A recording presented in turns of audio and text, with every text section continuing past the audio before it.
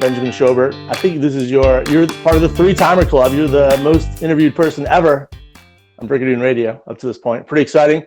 Thank you for joining us. Where are we finding you today? You are finding me in my home office in Oak Park, Illinois, right outside of Chicago. Amazing. Home of, there's a Frank Lloyd Wright property there, I think, right? Isn't that where he got to start? Oak Park. Right around the corner from where I live. Fantastic. I love, there's a great quote, Frank Lloyd Wright, take care of the luxuries and the necessities will take care of themselves. It's a good mantra. Like that was quite a character. Like somebody who had a lot of help around the house. Yeah. I mean, he was quite an eccentric guy, but yeah, I've used that line in my house and have had not as much success. Yeah, I was going to say I should try that with my wife, and I think maybe you and I will be bunking together. Yeah. Well, thanks for being here. I'm really excited. You're launching a pretty interesting project, which we're going to dive into, but I thought maybe if you want to give a quick update of what you're working on, kind of your background, just to remind folks, you're very eclectic, author, executive, entrepreneur, good dresser, reader of William Brown magazine, which is great. Just drop a few nuggets, if you will, about a few nuggets. Yeah. So a few nuggets. Yeah. So we'll start with my day job. So my day job is I'm the Chief Alliance Officer for Microsoft Healthcare and Life Sciences, which is a really fancy way of saying that I lead a bunch of people who are a lot smarter than I am at the intersection of healthcare and technology. It's a team of clinicians, data scientists, engineers, program managers, and we drive real innovative work with a handful of Microsoft's most strategic healthcare life science customers. We've had our hands full over the last couple of years. We've done a lot. For sure. COVID response. Prior to that, spent the better part of a decade in between Seattle and China, doing a lot of market access, regulatory reform, reimbursement policy work for pharma, life science, med tech, hospital systems, senior care operators looking to come into China. Still have a think tank role, show up in DC every couple of years on a panel. Sometimes that's public, sometimes those are closed door briefings. Very focused on the US-China relationship, which is a book that I wrote a couple of years ago called Blaming China. Yeah, it might feel good, but it won't fix America's economy. And it was funny because it was one of those books where when I was first in the process of trying to get an agent and an editor, I remember David Brooks's agent getting it and saying, it's well written, but this is really way too early. I can't imagine a world where the United States and China are possible. And I every once in a while want to pull that email out of my inbox and send it back to David's agent and say, do you still think it was early? That's good. I hadn't heard that story. And yeah, you were kind enough to actually speak at a Brigadoon event out in Utah about that book. And we'll do a link to your interview from that. And that's a must-read book. I love everything about that book. It's always on my China must-read list. Yeah, amazing work. I appreciate that. Yeah, we don't. I try not to skirt around. I talk about in the book, reaching out to a Christian pastor, and this is years before, the dark side of China was really part of the conversation. And I talk about that just because a lot of what we're now viewing as the only way to see China, the only way to understand China through what they're doing in Xinjiang, which is evil and wrong and terrible. Right. Trying to say, hey, we need to understand China holistically if we're going to compete with China. And a lot of that competition means America getting its house in order. We're just not playing our cards like we should be. So that's a lot of about what the book is covering. I think that's a great segue to the new project you're launching. I mean, obviously you're a deep thinker. Yeah, I think you're one of the people I associate with in politics that actually has some ideology, belief system behind them. I think some of the conversations we've had, there's been a lot of personality recently in American, maybe even global politics that has kind of overshadowed and dominated and can lead you astray when you don't really have a belief system supporting your politics and how you want to work in campaigns and et cetera. And now you're back stateside, hopefully, I don't know, we'll see. I don't know. For this time in your life, you're back stateside. Yeah. You're in the one of the greatest cities in the world. Yes. You're one of the greatest regions of the world, the Great Lakes region, as I call it. No more Rust Belt. Economic powerhouse. And the city of Chicago is easily one of the most dynamic, influential cities in the world. And Illinois is a super important state. Tell us what you're launching in the great state of Illinois. Yeah, so in 3 weeks, we're going to kick off a project called Together. And let me give you a little bit of background on what Together is. Together presupposes and is built on the idea that the next 10 years in American politics is going to be a period of extraordinary dynamism, of innovation, and of entrepreneurship. My gut, Mark, is that those innovations are going to go along two tracks.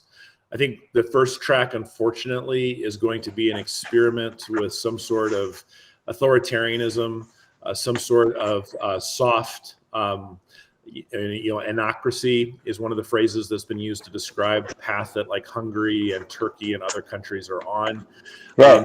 And I think the second path is the more interesting one. It's the one that at this point in my life, I feel like it's time for me to invest myself in trying to make happen. And that second track is similar to what happened in America after the Civil War, after Reconstructionism started to peter out, which is what we think of as the progressive era. And I think Americans forget that, we've had very dark moments. We think about the Civil War, of course, as the darkest. But we've had other moments in American life where we had to wrestle to the ground these massive structural changes in how primaries were run. We had to break the backs of the robber barons to make sure that America could actually have a middle class. We had to deal with things like women's right to vote. We didn't get everything right in that progressive era, and so I'm not holding that up as some sort of, single truth that we should work towards, because there were problems. But that second track of innovation in America, organized around wrestling with these long-standing, well-known problems, Together is about giving Americans a platform to share what they think government should be doing. And so what I'm going to be off here over, it'll be, the website will go live in 3 weeks. So you're talking like the end of March. End of March. Looking for, Yep. Yeah, perfect.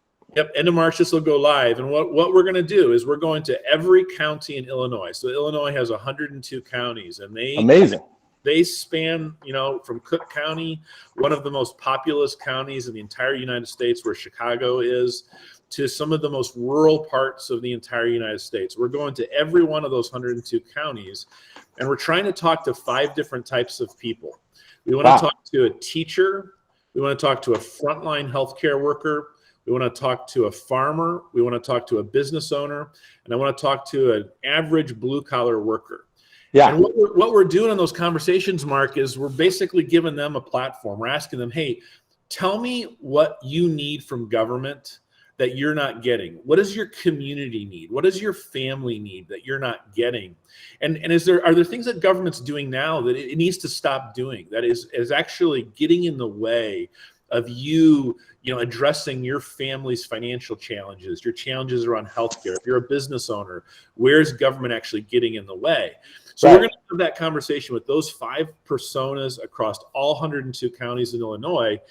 And the goal there is to try and pull out from the people a unified set of perspectives that we can then turn into policies that we can then get candidates to run against that will represent that second track of innovation in American politics. Yeah, love it.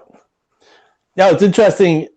As you know, we've talked a lot about campaigns, and we've both been involved in various political campaigns in various formats. Oftentimes, my experience with campaigns is the candidate says, this is the position, this is what I believe in, come follow me. This seems to be, I don't want to overplay the word radical, but the idea of, actually going out, having conversations, listening to people seems smart and brilliant and interesting. People want to, I don't think enough Americans even know how to engage in the political process. This seems like a wonderful way, is almost like an on-ramp. And coming at people and saying, hey, I want to have a conversation with you, seems very welcoming. There's this idea in business, and especially in tech, when you're building new products, that you want to get as close to the customer as you can, right? Like you want to get you want to live in their world, you want to get in their shoes, you want to actually understand the lived realities of how they're going to use your product. Right. I think about politics the same way. And let's be honest with ourselves. The only people who hear from their political leaders frequently are people who are in a position to write checks. And they matter. I don't want to trivialize that. They matter. Those are stakeholders that politicians have to listen to for all sorts of reasons. But there's a bunch of other Americans that only hear and only have line of sight to their politicians at best once during an election cycle. And it's not really a personal relationship. There's no real feedback loop. They don't feel like they're heard. They don't feel like they don't feel like they have an opportunity, a forum, a platform to ask questions. And so a lot of those political or politician to the community interactions devolve down to what we've seen during COVID, which is people walking into these city hall meetings and these community meetings and just going off these radical conversations. And that sort of thing makes people even harder or less willing to engage in the political process. So I want to reimagine the feedback loop of getting close to the customer. And in my world, the customer in politics needs to be the average American citizen. They need more access, they need to be heard, and they need to understand how they can try and shape policy. No, I love the idea of shaping policy. Like, you know, I've got several kind of mantras, you know, like democracy never rests, and, you know, democracy is a participation sport. Like, but oftentimes, many people, you know, if you haven't grown up around politics, it's really not designed to be welcoming. I mean, the U.S. Capitol here in D.C. is a wildly intimidating place.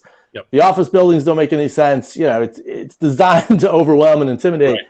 But having these conversations, almost town hall style, or even like, you know, I think back to working the campaigns in New Hampshire, going to diners, talking to people over a cup of coffee about what's happening, what they want to see in their government, is very enlightening.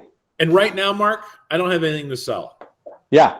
Right now that may change, right? The goal of Together is to capture those voices, organize them into themes, use those themes to build a platform, and then use that platform to recruit candidates. But right now, and probably for the next, you know, year to year and a half, there's nothing to sell. Yeah. I've got my own personal opinions, but that's not what I'm in the room to do. When I'm having a beer with a blue collar guy down in Roberts, Illinois, you know, after we just got done pheasant hunting together, I'm not there to have him, like, to pitch him my worldview. I want to hear from him. That's the point of this. And then the idea is, can we scale this so that this becomes a platform that attracts candidates who have that same conviction that the system needs to do a better job listening, capturing, and then feeding back through actual policies to middle-class, blue-collar American families. Here's what we're going to DC to actually do on your behalf. I've noticed, obviously this is intentional, you keep saying the word candidates. You don't say Republicans, independents, or Democrats. So obviously you're not aligning yourself with a political party, at least at this time, or maybe never, but talk about that. Yeah. So my hypothesis, and it's a sad one, this gives me no happiness to say, Mark, but my hypothesis is that both parties are careening towards a brick wall at 1,000,000 miles an hour. I think both of them are morally, intellectually, and spiritually lost. There are many good people on both sides, both as formal candidates as well as people who support them, who want to do good work and want to see America prosper. But the parties as they exist today are just broken. And again, I think all of us know that. Even people who are insiders, when I talk to people that have been in the machine, whether it's the Republican or the Democratic machine, they know it's coming to an end. Yeah. They know something new is coming. And so much of our system is designed to, really only allow for two parties, and right. In some ways, and it takes bold leadership or kind of bold invention to kind of move it the other way. But there's nothing mandating that this is how our system has to operate. And so this gets to where I think Together is going to go. I made the comment earlier about the next decade being a time of extraordinary political innovation. My assessment is that both parties are going to hit the wall. I don't know that you can change the duopoly nature of American politics. So I'm not assuming that that's going to change. What I think will change, and this again happened in the progressive era, is that what it means to be in either party is up for grabs. And Mark, you and I have spent a lot of time talking, writing about globalization, and who would have thought that the party that historically was the strongest advocate for aggressive globalization, the most laissez-faire approach to market economics, was absolutely hostile to a national industrial plan of any sort for any sector, would now be the same party saying, hey, we need to construct trade barriers. We need a national economic development policy. The government needs to be writing checks to subsidize particular industries. It's a good example of what I mean when I say it's all up for grabs. So a big part of what Together presupposes is that those two parties are going to hit the wall, and there's going to be an opportunity to reassemble, coalesce around new identities, but we probably aren't ever going to be able to change the duopoly that exists in American politics, which I hate to say, but I think that's an honest assessment of the game theory problem.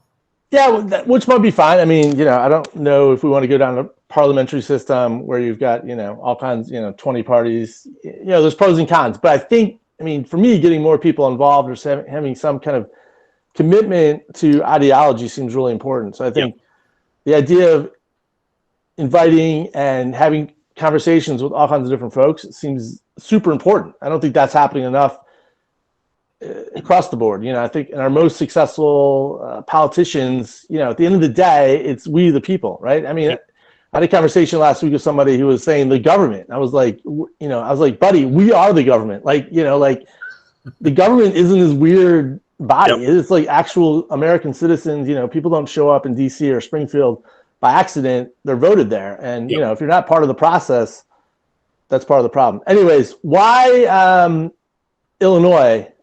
And why statewide? Why not just focus on, the Chicagoland area? Yeah, so I grew up in rural Indiana. I've always been a Midwestern boy. After college, went to Boston, Nashville, Indianapolis. Spent the last 10 years kind of split between Seattle and Beijing, and then have been in Chicago now for 2 years. And I think the why Illinois question has, to me, a pretty compelling answer. Illinois is staring down the barrel of some major fiscal issues, right? We've got, estimates vary, but about $140 billion unfunded pension scheme. There's all kinds of political machinations that have allowed that to fester. Just this week, we saw Michael Madigan, one of the most powerful politicians ever in Illinois, get indicted. Yeah. It's a system that's notoriously corrupt. And then we're also a state that has this, to me, really rich tension. You have a world-class city in Chicago surrounded by a combination of some of the best farmland in the United States. So you've got this great agricultural sector. And then you also have this extraordinary history of being a manufacturing engine. Right. Even in my neighborhood, you go a mile north on Oak Park Avenue and you get past the Mars candy manufacturing building, right? This is a community that, from the late 1800s through the, post World War II era, this was a city that had manufacturing hardwired into it, and the same for the broader state. So when I look at Illinois, I see a lot of the challenges that I think America is going to face, right? Around entitlement reform, around national economic development policy, around education policy. And this is one of the hardest ones to talk about, Mark. Chicago is a terribly racially divided city with profound issues. I do a lot of work in healthcare and access and equity. There are just pervasive issues in Chicago that deal with the racial inequalities that persist in America. So when I look at all of those problems, to me, I look and I say, this is the opportunity in Illinois. Solve these problems in Illinois. Do it in a way, these are always going to be hard. Nothing about this is going to be easy. But if you can solve these problems in Illinois and you can do it in a way that really gets people to become much more participative in their democracy, in their community, then you can scale that nationally. And then when you scale that nationally, now you're talking about tapping into that rich ability of the American Republic to reinvent itself. And I think Illinois, because it's, again, we are a deeply pragmatic, group of Midwesterners. We want problem solvers. We don't like rhetorical flourishes. Illinois is a great place to run this experiment. And I think if it's successful here, it has national implications. Well, you don't have to tell me. As a son of Michigan, I think just the Great Lake region alone has a bigger economy than Germany. It's an economic powerhouse. The amount of Right. creativity and energy that comes out of Chicago, Detroit, Indianapolis, it's world class, and it's also pragmatic. I think you're spot on, and it's a very diverse economy. You got services, agriculture, manufacturing that you really don't see anywhere else. Certainly in the U.S., if not the world. I mean.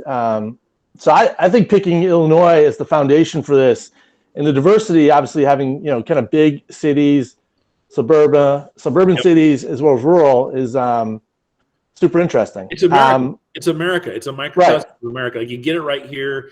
It's broadly generalizable, and I think that's the power. That's the really special opportunity that we have in Illinois. So when you flip the switch on the Together website. Yep. What's the next step for you personally? If you want to talk, 102 counties, seems like a lot. It's a lot of work. Yep. And then obviously I want to talk about how people can get involved and help you out. And when you hit the live on the website, what happens next for you personally? And what's your expectation about? I mean, I would imagine other people want to get involved and help you out. Yeah, so let's start with the first. So, we've already got a pretty significant backlog of content. We've been doing interviews. Talking to people already, so you're gonna see a newsletter come out. You'll see in time a podcast come out, as well as we're gonna be doing some video cast, kind of what you're like what you're doing, but moving kind of almost more into kind of mini documentary episodes. Amazing. Okay. Of kind of how these conversations are unfolding. One of the things that's important to me, Mark, and you might laugh at this. Actually, I think you'll appreciate this. Others might laugh at this. You're going to be spending time with makers in Illinois, right? I'm big into the maker community. I think makers are like this great example of people who are entrepreneurs. They're innovators. They have businesses, so they have to think about like making money, how they're going to sell, accessing new markets. But there's an inherent creativity, and it makes them open to other ways of doing things, other ways of being embedded in their communities, other types of politics. So I love it. That's amazing. We're going to try and bring that kind of visual richness. And one of the things I want out of those little mini documentaries is I want to remind people in Illinois how much they have to be proud of. It's a really interesting state. There's beautiful parts of it.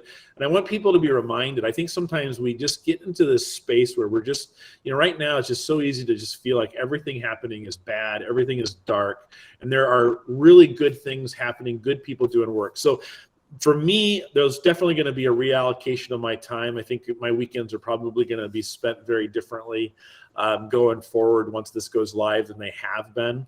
I'm very eager for that because we relocated to Chicago during the pandemic. Right. And the idea of getting back out into the community is something I'm super excited by. In terms of how people can support, short term, there's no financial ask for people to support. That will change in time as we start to scale and build out the platform. And then as you start to build out the platform, that's the idea, is to create opportunities for other people to be evangelists of Together. And again, what that means is going out and having those conversations, capturing those insights, bringing them back into the platform. So there'll be all kinds of opportunities for people to actually be involved as evangelists of this. And again, what's great about this is that I'm not asking you to go out and sell anything. You're not selling a candidate. You're not selling a tax cut. You're not selling a municipal bond to go fund a new school. You're out there having a conversation, and you're asking somebody who's a welder, from 8 to 4 every day. You're asking that welder, what do you need from government, if anything? Maybe you think you don't need anything from government, but what do you think you need so that you can make sure that you have a future, that your family has a future, capturing those insights and then bringing those back? So will you be conducting all the interviews, or do you have volunteers that'll be helping you out? And Both. if people want to get or want to be part of the process, or want to volunteer, or want to invite you into their factory in Rockford, how do they will that be part of the process as well? It will be, and they'll be on the website. That'll be going live here end of the month. There'll be a way to actually, invite Ben in for a conversation, invite somebody from Together in for a conversation. So, and we have a vetting process that we'll be putting in place for volunteers. We don't want anybody to go do this. We need people who are kind of spiritually vibing with us, right? That kind of feel like there's a period of innovation coming. They are frustrated, but they want to be involved. That's going to be the sort of person that we want to bring in as a fellow evangelist of this movement and of this moment. Well, Ben, I thank you so much for making the time to pitch this idea at Brigadoon Radio. I know in background you've been working on this project at least in some kind of fashion for a few years, if not longer. It's super exciting for you to see it bring forward. It takes a lot of gumption, a lot of moxie to do what you're doing and put yourself out there. So I commend you on that. I'm super excited for you. And I hope to join you. I don't know enough I know Chicago pretty well, but I don't know enough about Southern Illinois. So hopefully I can tag along and you'd be fine. I know you well enough, Mark. You've never had a problem striking up a conversation with anybody. Now it'd be great to go to some of the back roads of Illinois. And, the Midwest is such a powerhouse, and I think I love the idea of tapping into Illinois because it really could not only be a power source of ideas for the Midwest, but also for the entire nation, which is super exciting. Yep. So when you go live, we'll share this we'll share obviously this pod here, and we'll share the website and the show notes and all that good stuff. And we'll have you back in a year to see how it's all going. Absolutely, Mark. I want to say thank you to you because you have been an advocate for this. I don't want to blame you for a lot of the thinking here, but you and I definitely spent some time together in the midst of COVID, sitting in a conference room, talking this all out. And so I want to say a big thank you to you. Any of the problems that are encountered here are, of course, mine and mine alone. But Mark has been a big advocate for thinking differently and really pushing the boundaries. And he's also helped me move from kind of a whiteboard to actual tactical next steps. And so for anybody who's listening to this podcast, who's in that world of needing to go from big strategy to actual planning and execution, Mark, you've been an absolute champ. Well, I appreciate that. And it's very generous of you to say that. I don't know what to say other than, we didn't give each other COVID. I think that's where we should leave it. Well, that was the first thing. But I think, I'm super excited for what you're doing. I think there's definitely a need for innovation.